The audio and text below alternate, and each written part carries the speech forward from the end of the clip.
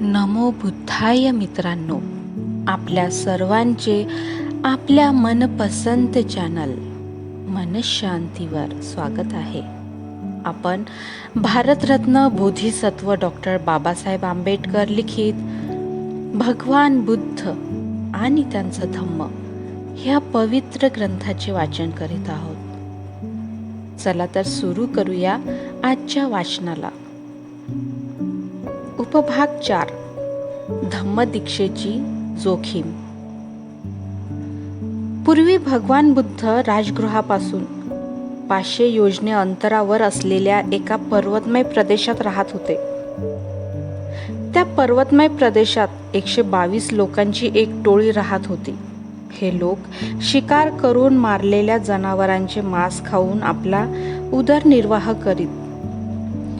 भगवान बुद्ध त्या ठिकाणी जातात आणि माणसे शिकारीला गेले असताना तिथे दिवसा घरी एकट्याच राहिलेल्या स्त्रियांना ते धम्मदीक्षा देतात. त्यावेळी ते पुढील प्रमाणे उपदेश करतात. जो दयाळू आहे तो कोणत्याच प्राण्याची हत्या करीत नाही.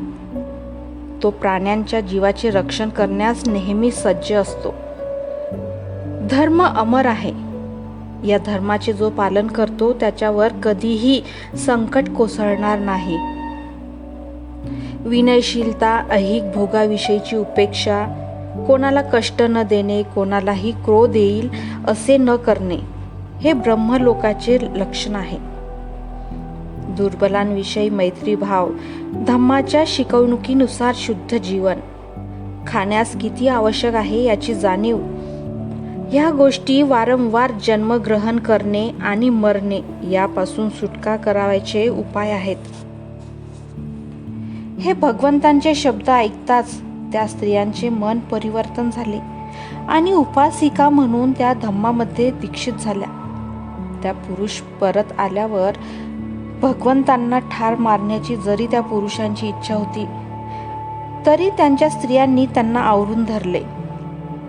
आणि हे मैत्रीचे पुढील सूक्त ऐकताच त्यांच्याही मनाचे परिवर्तन झाले आणि भगवंतांनी पुढील उद्गार काढले. जो प्राणी मात्रांशी मैत्रीभावाने वागतो आणि त्यांच्याविषयी दयाशील असतो अशा माणसाला 11 गोष्टींचा लाभ होतो. त्याचे शरीर नेहमी निरोगी असते.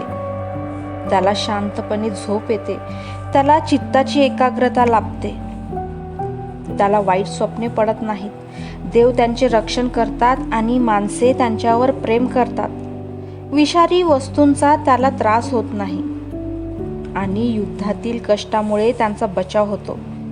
अग्नी व पाणी यांचा उपसर्ग त्याला पोहोचत नाही. तो जेथे कुठे राहतो आपल्या कार्यात यशस्वी होतो आणि मेल्यानंतर ब्रह्मलोकात जातो. हेच ते 11 लाभ होत.